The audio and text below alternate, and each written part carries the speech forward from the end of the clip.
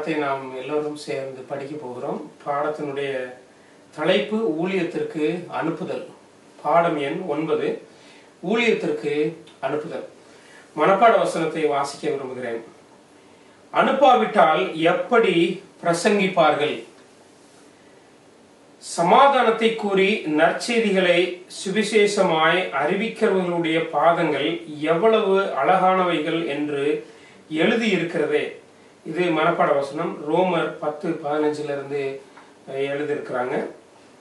இந்த வாரத்துக்கான முக்கிய கருத்து என்னன்னு கேட்டீங்கன்னா, விசுவாசிகளுக்கு ஊழிய பயிற்சி கொடுப்பது மட்டும் போதாது, ஊழியம் செய்ய அவர்களை அனுமதிக்க வேண்டும். அதாவது சபைகளிலே விசுவாசிகளுக்கு நிறைய ஊழிய பயிற்சிகள் நடக்கிறது, நிறைய ஊழிய பயிற்சிகள் கொடுக்கறாங்க. அதோடு மாத்திரமல்ல, அவங்கள ஊழியத்தில் ஈடுபடுத்த வேண்டும், ஊழியம் செய்ய அவர்களை அனுமதிக்க வேண்டும். அது எப்படி அப்படிங்கிறது தான் இந்த வார பாடத்தில் முழுமையாக நாம் படித்து தெரிஞ்சுக்க போகிறோம். இந்த வார பாடத்தை நாம் படிப்பதற்கு முன்பு சகோதரர் எபி அவர்கள் இருக்கிறார்கள். ஸோ அவர் ஜெபம் செய்து நாம் இந்த பாடத்தை நாம் தியானிக்க ஆரம்பிக்கலாம். எங்களை நேசிக்கிற அன்பின் தகப்பனே, இந்த வாரத்தின் பாடத்துக்காக நாங்கள் ஸ்தோத்திரிக்கிறோம். இந்த வாரத்தை நாங்கள் தியானிக்கிற வேளையிலே கர்த்தர் தாமே உம்முடைய தூய ஆவியானவர் கொண்டு எங்களுக்கு வேண்டிய காரியங்களை புரிந்து கொள்ளவும், நாங்கள் அவைகளை அபியாசிக்கவும், எங்கள் வாழ்க்கையில பயன்படுத்தவும் நீர் எங்களை வழிநடத்த வேண்டும் என்று இயேசு கிறிஸ்துவின் நாமத்தில் ஜெபிக்கிறோம் பிதாவே, ஆமென். ஆமென்.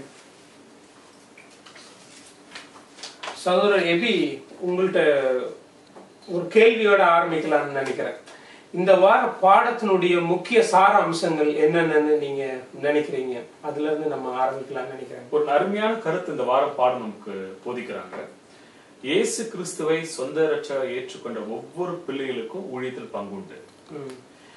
ஒவ்வொருவருக்கும் அந்த ஊழிய பயிற்சி மிக அவசியமான காரியம். திருச்சபையில் இருக்கக்கூடிய பொறுப்பில் இருக்கக்கூடிய தலைவர்கள், ஊழிய பொறுப்பில் இருக்கக்கூடிய ஒவ்வொருவரும் திருச்சபை விசுவாசிகளுக்கு ஊழியத்தில் பயிற்சி தர வேண்டும்.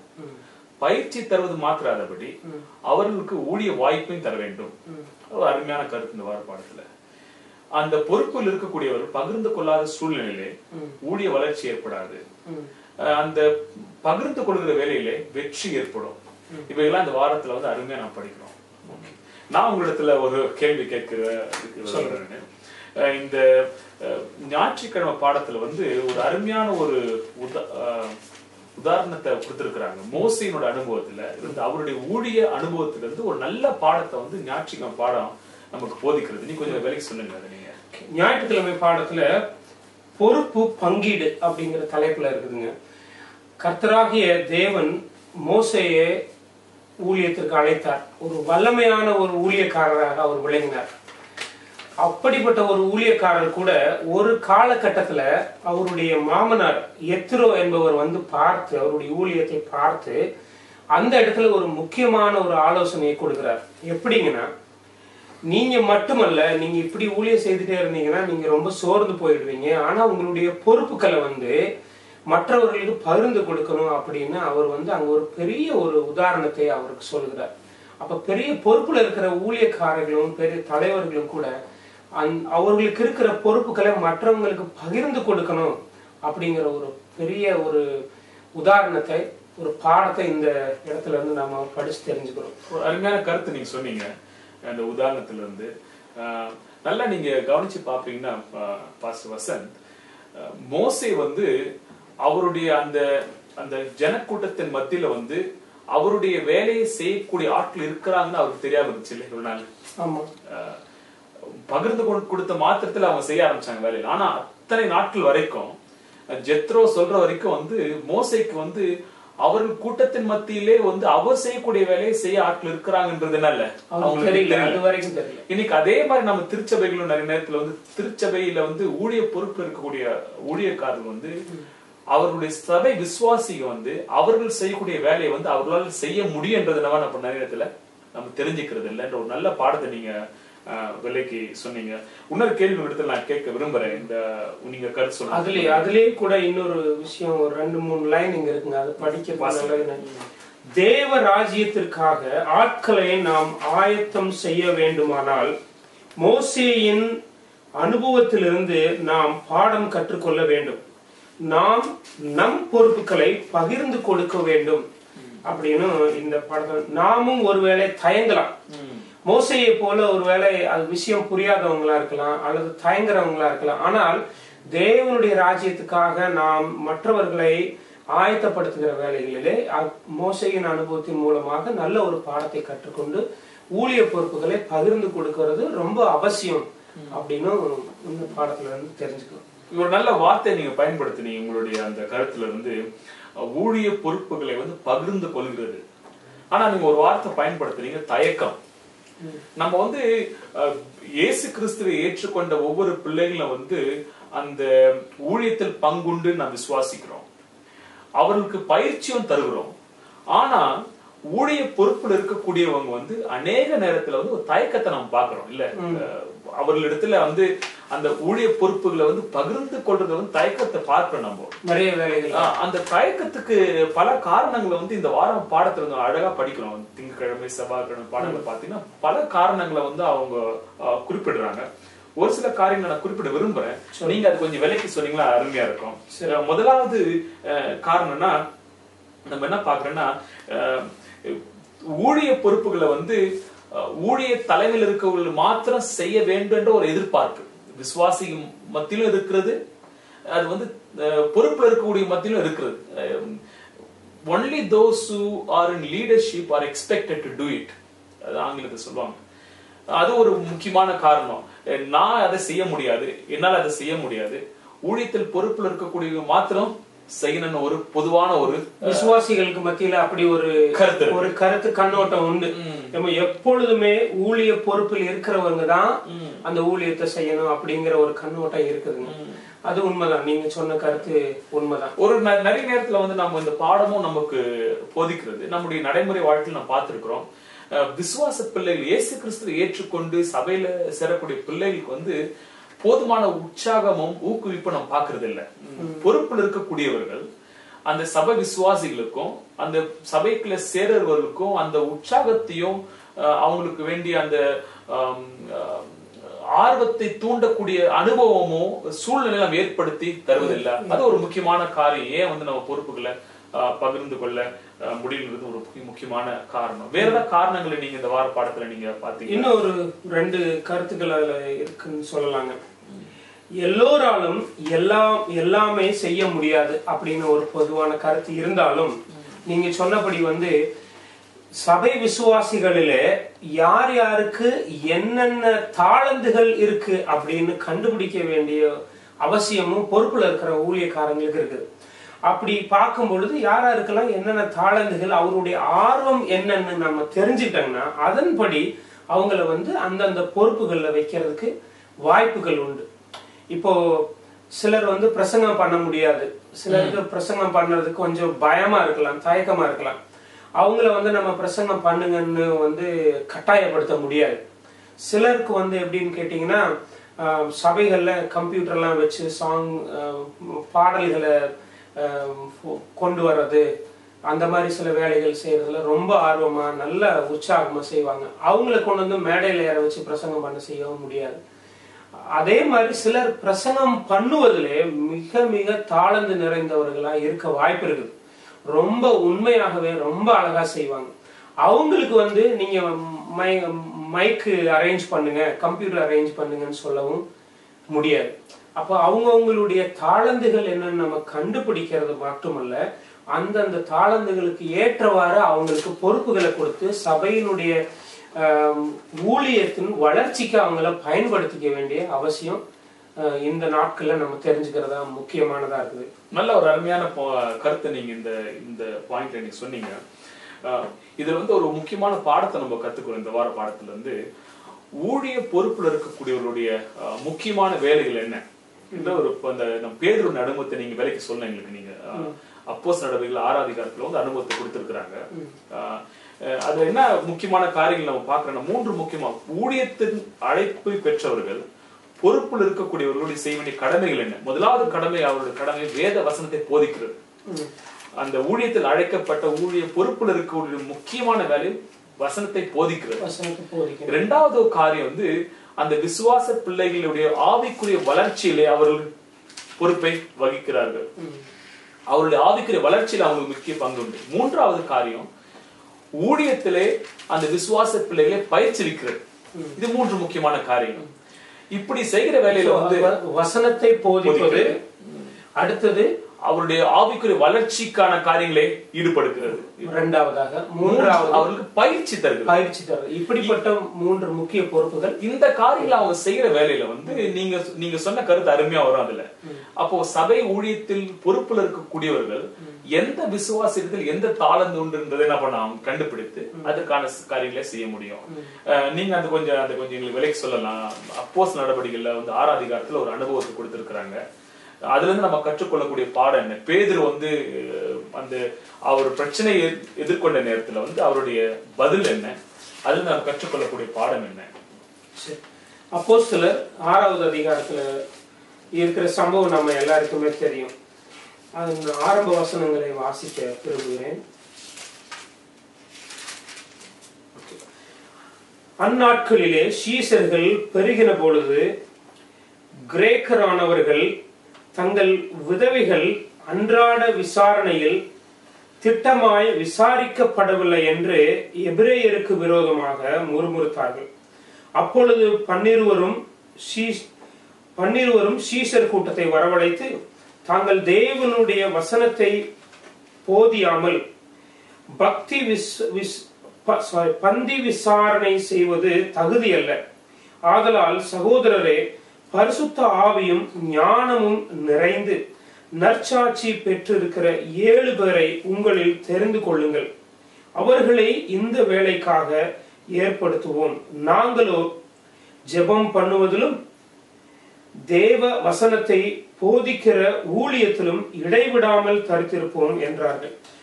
இங்க ஆதி திருச்சபையில ஒரு சின்ன ஒரு கஷ்டமான ஒரு சூழ்நிலை என்னன்னா, கிரேக்க பாஷை பேசுகிற அந்த விதவைகளும் மற்றவர்களுக்கும் வேண்டிய அவசியங்களை வந்து யாரும் விசாரிக்கல, அவங்கள கவனிக்கல அப்படிங்கிற ஒரு சின்ன கஷ்டமான ஒரு சம்பவம் இங்க சொல்லியிருக்கிறாங்க. ஆனா ஊழியத்தின் பொறுப்பில் இருந்த பேதுருவானவர்களும் மற்றவங்களும் செய்த முடிவு என்னன்னு கேட்டீங்கன்னா, நாங்கள் வந்து ஜெபம் பண்ணுவதிலும் வேத வசனத்தை போதிக்கிறதிலும் நாங்க ஈடுபடுத்திக்குவோம். நீங்க என்ன செய்றீங்கன்னா, வேறு 7 பேரை தெரிந்து கொண்டு அவங்கள வந்து இந்த மாதிரி வேலைகளுக்கெல்லாம் சபை விசுவாசிகளுக்கு வேண்டியதை செய்யறதுலயும் விசாரிக்கிறதுலயும் ஒவ்வொருத்தருடைய தேவைகள் என்னன்னு பார்க்கறதுலயும் அவங்கள அனுமதிச்சுக்குங்க அப்படின்னு சொல்ற ஒரு சம்பவம் இங்க இருக்குது. ஒரு நல்ல பாடம் அதுல இருந்து நம்ம பாக்குறோம். முக்கியமான பாடம் என்னன்னா, ஈவன் அந்த தேர்ந்தெடுக்கிறதுல கூட அப்போஸ்தலர் வந்து அந்த பொறுப்பை வந்து விசுவாசிகள் கொடுத்திருக்கிறாங்க. The apostles did not select the 7. பேதுரு சொன்ன, நீங்க போய் என்ன பண்ணுங்க, தேர்ந்தெடுத்து வாருங்கன்னு சொல்றாங்கல்ல. அப்போ இந்த ஊழியத்துல வந்து எப்படி விசுவாசிகளை ஆதி திருச்சபை ஈடுபடுத்தினார்ன்றது ஒரு நல்ல ஒரு அருமையான பாடத்தை கற்றுக்கொள்றோம். சகோதரரே, பரிசுத்த ஆவியும் ஞானமும் நிறைந்து நற்சாட்சி பெற்றிருக்கிற 7 பேரை உங்களில் தெரிந்து கொள்ளுங்கள். அவர்களை இந்த வேலைக்காக ஏற்படுத்துவோம் அப்படின்னு அவங்க சொல்றாங்க. அவங்க அந்த பொறுப்புல என்ன பண்றாங்களே பகிர்ந்து கொள்ற காரியத்தை பாக்குறோம். இப்போ ஒருவேளை வந்து இந்த 21வது நூற்றாண்டுல வந்து நம்ம இந்த சம்பவத்தை நம்ம வேற மாதிரி பாக்குறோம்னா, 2 பொறுப்பு இருக்கு ஊழியத்தில் இருக்கக்கூடியவர்களுக்கு, ஊழியத்தின் தலைமையில் இருக்கக்கூடியவர்களுக்கு. preaching the word, reaching out people, administrative work. அப்போ அந்த ஊழிய பொறுப்புல இருக்கக்கூடியவங்க வந்து அந்த வசனத்தை போதிக்கிறதுல என்ன பண்ணணும், நாட்டத்தை காட்டணும். அந்த அட்மினிஸ்ட்ரேட்டிவ் ஒர்க், சபை நடத்தக்கூடிய காரியங்களை வந்து விசுவாசிகளால் செய்ய முடியுன்றதை என்ன பண்ணணும், நம்ம நம்பி அவர்களிடத்து அந்த பொறுப்பை கொடுக்கிற வேலையில தேவனுடைய ஊழியம் வளர்ச்சி பெறும் என்றதை நம்ம நல்லா பாக்குறோம். உண்மைதான். அது அனுபவபூர்வமான ஒரு விஷயம். சபைகள்ல இருக்கிற பொழுது இப்ப நம்ம சர்ச் பில்டிங் இருக்குது, அந்த சர்ச் பில்டிங் எப்படி மெயின்டைன் பண்றது, அதை எப்படி கவனிச்சுக்கிறது அப்படிங்கறத நம்மளே வந்து எடுத்து செய்துட்டு இருக்கும் பொழுது அது கஷ்டமான விஷயமா இருக்கு. ஏன்னா நமக்கு ஊழியத்தின் பொறுப்புல இருக்கிறவங்களுக்கு வந்து எல்லா வேலைகளையும் செய்யறதுக்கான வாய்ப்பு இல்லை, பேதுரு அவர்கள் சொன்னது மாதிரி. அப்போ அதுக்குதான் சபைகளில வந்து அநேக பொறுப்புகள் எல்லாருக்கும் பகிர்ந்து கொடுக்கப்படும் பொழுது அது சபையினுடைய நடத்துதலுக்கு ரொம்ப லகுவாக இருக்கிறது. இப்போ ஊழியத்தை வெளி உலகத்துல வாழ்ந்து கொண்டிருக்கிறவர்களுக்கு எப்படி நற்செய்தியை நம்ம எடுத்து செல்ல போகிறோம் அப்படிங்கிறதையும் வந்து யார் அதுல பொறுப்பா வைக்க முடியும் அப்படின்னு நம்ம தீர்மானிக்கும் பொழுது ஊழியத்தின் பாதையில நம்ம வந்து அதிகமா வேத வசனத்தை போதிக்கிறதுலையும் அப்படிப்பட்டவங்களுக்கு நம்ம முயற்சி எடுத்து அவங்களுக்கு பயிற்சி கொடுக்கறதுக்கான வாய்ப்பு நமக்கு கொடுக்கப்படுறது. அது வந்து நமக்கு லகுவா இருக்குது. இந்த செவ்வாய் புதன்கிழமை பாடத்துல வந்து ஒரு முக்கியமான அம்சத்தை குறிப்பிடுறாங்க. தோல்வியை கண்டு ஒரு பயம், வெற்றியின் மேல் ஒரு ஆர்வம் பார்க்கல. நீங்க அந்த தோல்வியை கண்டு ஒரு பயம். ஏன் வந்து நம்ம வந்து இந்த ஊழியத்தை வந்து பங்கிடுது இல்லை நம்ம? why we are not releasing people into ministry? ஏன் வந்து விசுவாசிகள் இந்த பொறுப்பை நான் பகிர்ந்து கொள்றது இல்லாம இருக்கணும்னா ஒரு காரணம் வந்து ஒருவேளை அவங்க தவறா செய்து விடுவார்களா, இல்ல வந்து திருச்சபையோ இல்ல திருச்சபையுடைய போதனையோ அவங்க தவறா வந்து ரெப்ரசென்ட் பண்ணிடுவாங்க ஒரு பயம் என்ன வேலைக்கு சொல்லியிருக்கிறாங்க. அது கொஞ்சம் நீங்க சொல்ல முடியுமா? நீங்க இங்க நமக்கு ஓய்நாள் பாடத்தில் இருக்கிற விஷயத்தை நான் வாசிக்க விரும்புகிறேன். விசுவாசிகள் ஏதாவது தவறாக சொல்லிவிட்டால் மற்றவர்கள் சபையில் சேர மாட்டார்கள் என்று பயந்து விசுவாசிகளை நாம் பயன்படுத்துவதில்லை. பரிசுத்த ஆவியானவரும் அவருடைய வாக்கு தத்தங்களும் தலைவருக்கு மட்டுமல்ல சுயத்தை மறித்து பிறருடைய ரட்சிப்புக்காக வேலை செய்ய ஆயத்தமாயிருக்கிற அவர்களுக்கும் ஒப்படைக்கிற எல்லோருக்கும் அந்த உரிமை உண்டு.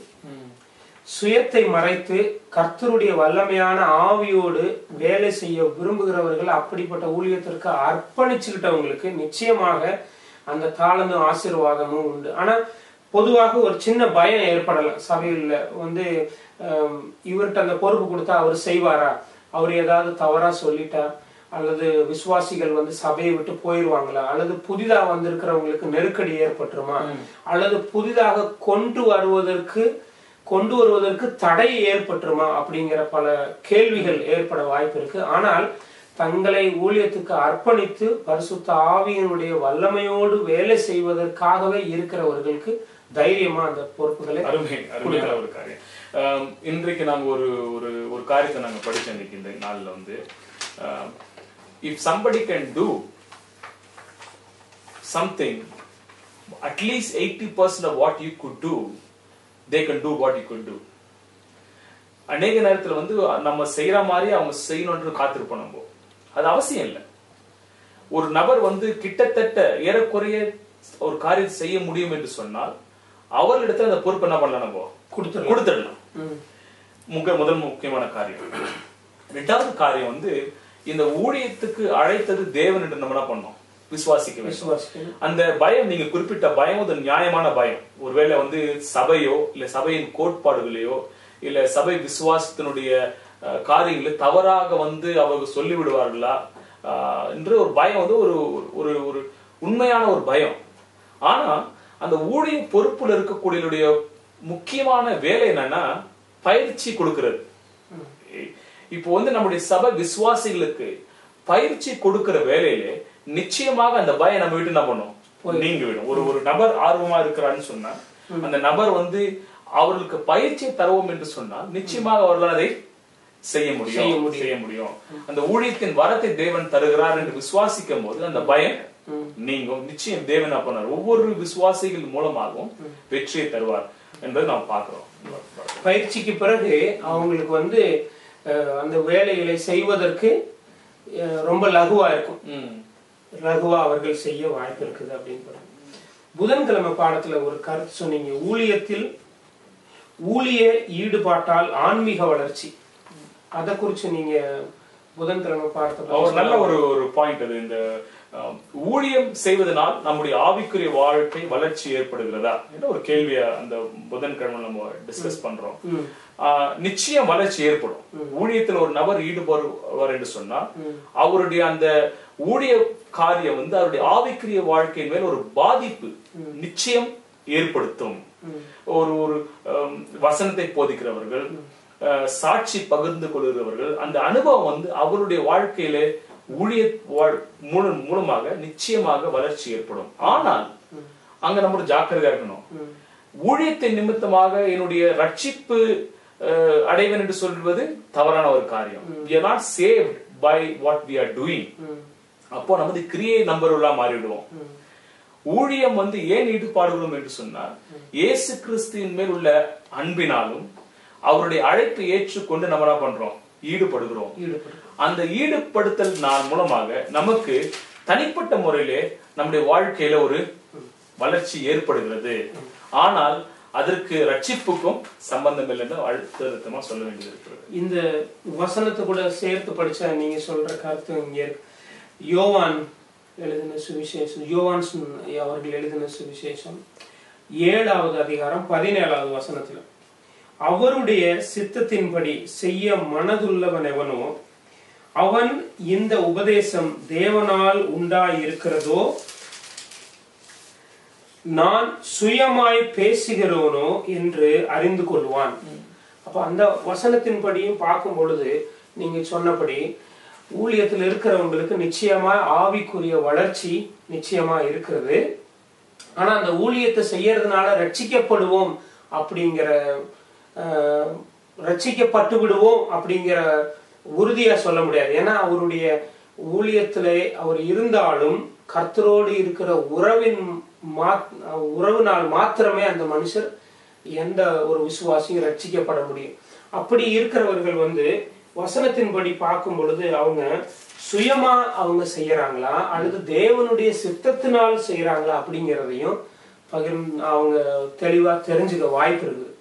வேற ஏதாவது கருத்து? அந்த நீங்க சொன்ன கருத்தை கொஞ்சம் கூடுதலா சொல்ல விரும்புறேன். நானு நல்ல விலைக்கு சொன்னீங்க. நீங்க ஒரு நபர், ஒரு விசுவாசி ஊழிய பொறுப்புல இருக்கக்கூடியவங்க ஊழியத்தின் ஈடுபாட்டினுடைய அடிப்படை காரணம் என்ன? அவர்கள் இயேசு கிறிஸ்துவின் மேல் உள்ள அன்பின் நிமித்தமாக இல்ல, கிறிஸ்துவின் மேல் உள்ள அன்பின் நிமித்தமாக அவர்கள் அந்த ஊழியத்தில ஈடுபடுகிறார்கள். அவருடைய அழைப்பை ஏற்றுக்கொண்டு ஈடுபடுகிறார்கள். அதுதான் அடிப்படையான காரியம். அந்த கிறிஸ்துவின் மேல் அன்பு இல்லாத நிலையிலே நாம் செய்கின்ற காரியம் அது தேவனுக்கு செய்யக்கூடிய காரியமா இருக்க முடியாது. சுயமான வேலையா அது உண்மையான ஒரு கிறிஸ்துவின் மேல் உள்ள அன்பின் நிமித்தமாக செய்கிற வேலையிலே அந்த ஆவிக்குரிய வாழ்க்கையின் வளர்ச்சி நம்ம வாழ்க்கையில இருக்கும். அதை அனுபவிக்க முடியும்.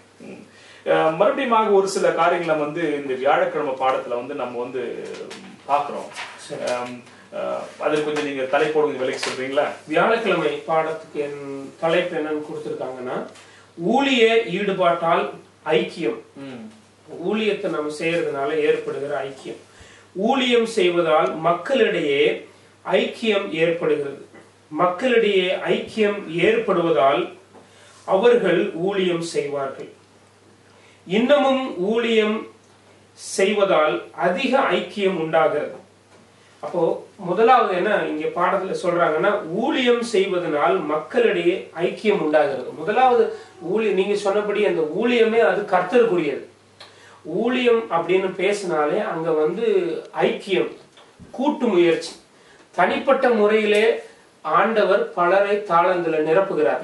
அதோடு கூட நம்ம இங்க பாடத்துல படிக்கிறதே சபையினுடைய ஊழியம். புதன்கிழமை பாடத்துல ஊழியத்தில் ஈடுபடுறதுனால ஒரு ஆவிக்குரிய வளர்ச்சி ஏற்படுகிறதுன்னு பார்க்க நம்ம. வியாழக்கிழமை பாடத்துல ஊழியத்தில் ஈடுபடுவதனால திருச்சபையில ஐக்கியமும் ஒற்றுமை வளருதுன்னு விலைக்கு சொல்லியிருக்கிறாங்க. கொஞ்சம் சொல்ல முடியுமா நீங்க? பாட புஸ்தகத்துல இருக்கிறது அப்படியே படிச்சா கூட நமக்கு இன்னும் நல்லா தெளிவா இருக்கும். அதாவது ஊழிய ஈடுபாட்டால் ஐக்கியம், இது வியாழக்கிழமை கொடுக்கப்பட்டிருக்கிற தலைப்பு. ஊழியம் செய்வதால் மக்களிடையே ஐக்கியம் ஏற்படுகிறது. மக்களிடையே ஐக்கியம் ஏற்படுவதால் அவர்கள் ஊழியம் செய்வார்கள். இன்னமும் ஊழியம் செய்வதால் அதிக ஐக்கியம் உண்டாகிறது. அப்போ சபையோர் எல்லாருமே, ஊழியம் என்பது தேவனுக்குரியது அப்படின்னு ஆரம்பத்துல நம்ம படிச்சோம். அந்த ஊழியத்தை செய்வதற்கு ஆண்டவர் அநேக வரங்களை ஒவ்வொருத்தருக்கும் கொடுத்திருக்கிறாருன்னு படிச்சோம்.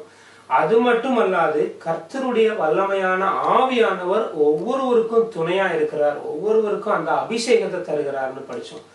அதோடு நீங்க சொன்னது மாதிரி ஊழியம் செய்வதனால் ஆவிக்குரிய ஆசீர்வாதமும் வளர்ச்சியும் இருக்கிறதோட, வியாழக்கிழமையில நீங்க கேட்ட கேள்வியோட சேர்த்து பார்த்தா ஊழியம் செய்வதனால் சபையில ஐக்கியம் ஏற்படுகிறது அப்படின்னு படிக்கிறேன். ஏன்னா எல்லாருமே சேர்ந்து கூட்டு முயற்சி தானே.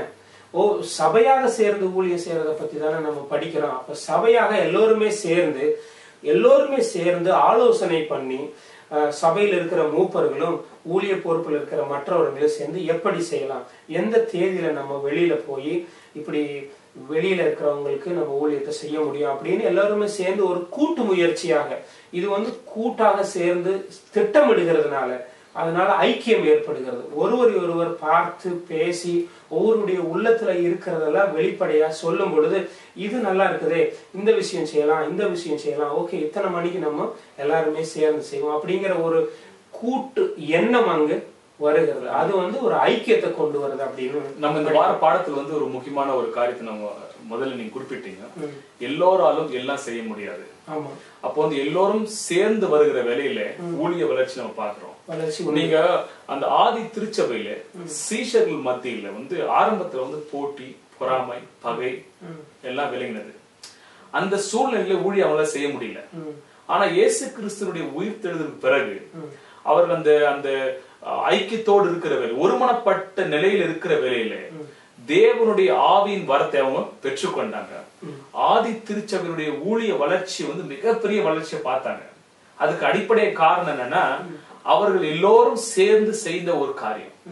ஊழியத்தை சேர்ந்து செய்கிற வேலையில ஊழியம் வளர்ச்சி பெறுகிறது. விசுவாச பிள்ளைகள் மத்தியில ஒற்றுமை, ஐக்கியம் ஏற்படுகிறது.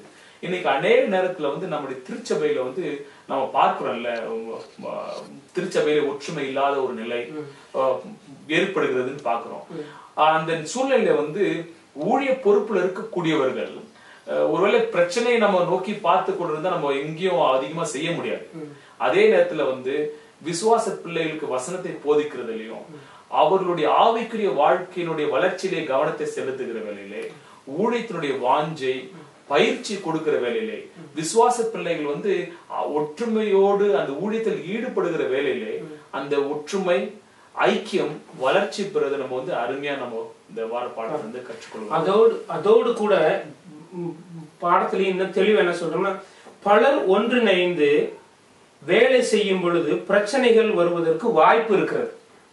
இப்ப விசுவாசிகள் ஒன்றிணைந்து செயல்படுவதை தடுப்பதற்கு சாத்தான் எப்பொழுதும் முயற்சி செய்து கொண்டே இருப்பான்.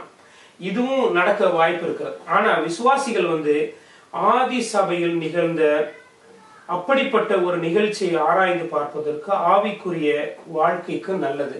நீங்க சொன்ன உதாரணத்தின்படி எல்லாரும் ஒண்ணு சேர்ந்து ஊழியம் செய்ய ஒருமனப்பாட்டோடு வரும் பொழுது ஊழிய வளர்ச்சி ஏற்படுவது, அதுவும் உண்மை. ஆனாலும் அங்க பிசாசானவன் ஏதாவது ஒரு பிரச்சனையை கொண்டு அந்த ஊழியம் செய்ய முன் வந்திருக்கிற அந்த சபை விசுவாசிகளுக்கு மத்தியில பிரச்சனையை உருவாக்கி அந்த ஒற்றுமை இல்லாதபடிக்கு அதை உடைச்சு போடுறதுக்கு பிசாசானவனும் வேலை செய்ய வாய்ப்பு இருக்கிறது.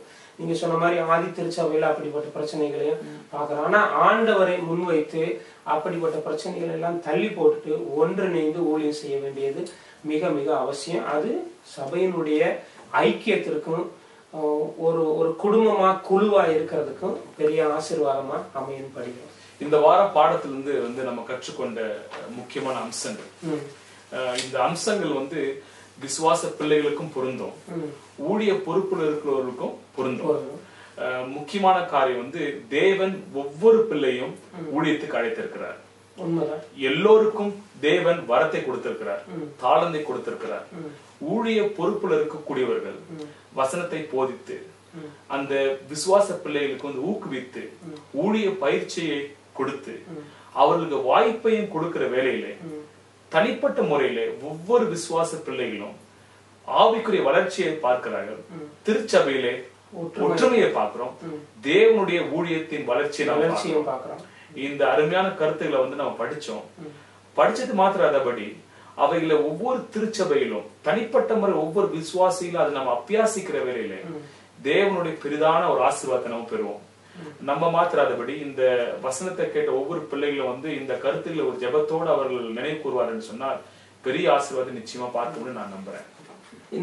இந்த சமயத்துல கூட நாம ஒவ்வொரு சபை விசுவாசிகளுக்கும், ஒவ்வொரு சபையில் இருக்கிற ஊழிய பொறுப்புல இருக்கிற போதகர்களுக்கும், அந்த சபையில் இருக்கிற விசுவாசிகளுக்கும் அவர்களுடைய ஊழிய முயற்சிக்காகவும் அவர்கள் மத்தியிலே ஐக்கியம் வர்றதுக்காகவும் அதோடு அந்த ஐக்கியமும் ஊழியமும் அங்க இருக்கும் பொழுது பிசாசானவன் கொண்டு வருகிற தடைகளை எல்லாம் கர்த்தர் அகற்றி போட்டு அந்த ஊழிய முயற்சியை ஆசீர்வதிக்கணும்னு அந்த ஊழியத்தின் மூலமாக பல பலன்களை அவர்கள் பார்க்கறதுக்கும் நம்ம இந்த நேரத்துல ஜெபம் பண்றது ரொம்ப ஜெபம் பண்ணலாம். சர்வசேனைகளின் ஆண்டவரே, உம்முடைய நாமத்திற்கு ஸ்தோத்திரம். வல்லமையுள்ள கர்த்தாவே, உம்முடைய நாமத்திற்கு ஸ்தோத்திரம் சுவாமி. வேத வசனத்தை படிக்கவும் ஆராயவும் எங்களை நீர் தகுதிப்படுத்தி வருகிறதற்காய் ஸ்தோத்திரம் ஆண்டவரே. இந்த வார பாடத்திற்காக நாங்கள் நன்றி சொல்கிறோம். நாங்கள் படித்து ஆராய்ந்து தெரிந்து கொண்ட சத்தியங்களுக்காய் நன்றி சொல்கிறோம் சுவாமி. கர்த்தாவே, எங்களுடைய திருச்சபைக்காய் ஜெபிக்கிறோம். உலகளாவிய அட்வென்ட் திருச்சபைக்காய் ஜெபிக்கிறோம். பொறுப்பில் இருக்கிற ஊழியக்காரர்களுக்காய் நாங்கள் ஜெபிக்கிறோம். விசுவாசிகளுக்காய் ஜெபிக்கிறோம். ஒவ்வொரு நாட்டில் இருக்கிற ஊழியக்காரர்கள், விசுவாசிகள், சபைகளுக்காக நாங்கள் ஜெபிக்கிறோம் சுவாமி. கர்த்தாவே, ஊழிய பொறுப்பில் இருக்கிற ஊழியக்காரர்கள் தங்கள் சபைகளிலே இருக்கிற விசுவாச பிள்ளைகளுடைய தாளந்துகளை கண்டுகொள்ளவும், அந்தந்த தாளந்திற்கு ஏற்றவாறு அவர்களுக்கு ஊழிய பொறுப்புகளை பகிர்ந்து கொடுக்கக்கூடிய அப்படிப்பட்ட மனப்பக்குவமும் வாய்ப்பையும் ஏற்படுத்தி தர வேண்டுமாய் ஜெபிக்கிறோம். அதோடு கூட அப்படிப்பட்ட ஊழியத்திலே ஈடுபடுகிற பொழுது ஆவிக்குரிய ஆசீர்வாதமும் வளர்ச்சியும் தர வேண்டுமாய் ஜெபிக்கிறோம். சபைகளிலே ஒற்றுமையை கொண்டு வர வேண்டுமாய் ஜெபிக்கிறோம். ஒற்றுமையும் உண்மையான ஊழியமும் இருக்கும் பொழுது, வல்லமையான ஆவியானவருடைய துணையும் ஆசீர்வாதமும் இருக்கும் பொழுது அங்கு பிரச்சனைகள் வரும் வாய்ப்பு இருக்குமாயினும் அவை எல்லாவற்றையும் ஆண்டவர் தகர்த்து போட்டு விசுவாச பிள்ளைகள் மத்தியிலே நல்லதொரு ஆசீர்வாதமான சமாதானமான ஊழியத்தை கர்த்தர் கொண்டு வர வேண்டுமாய் ஜெபிக்கிறோம். விசுவாச பிள்ளைகளுடைய குடும்பங்களுக்காய் ஜெபிக்கிறோம். அவர்களையும் ஆசீர்வதிக்க வேண்டுமாய் ஜெபிக்கிறோம் சுவாமி. ஆண்டவரே, இந்த ஊழியத்தை தொடர்ந்து ஆசீர்வதியும். அநேகர் இப்படிப்பட்ட இந்த ஓய்வு நாள் பாடத்தை பார்க்கவும் அதன் மூலமாக சத்தியங்களை அறிந்து கொள்ளவும் கிருபை செய்து வழிநடத்த வேண்டுமாய் எங்களை தாழ்த்தி தயவோடு கெஞ்சி கேட்டுக் கொள்கிறோம் பரலோகத்தின் தேவனே. ஆமென்.